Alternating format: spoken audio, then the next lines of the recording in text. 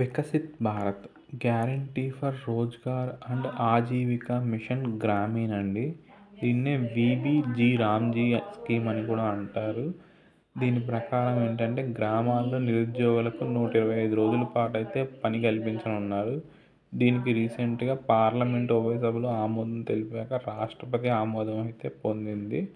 Present second bit satellite 35956 అండి. ఇది Starlink ప్రాజెక్ట్లో భాగం. ఇది ఎలాన్ మస్క్కి సంబంధించిన ప్రాజెక్టు. ఈ శాటిలైట్ అయితే దాని యొక్క మార్గాన్ని కోల్పోయి భూమి వైపు అయితే దూసుకు వస్తుంది. అయితే మనకి ఎటువంటి ప్రమాదం లేదు. ఇది భూ వాతావరణంలోనే మండిపోతుంది.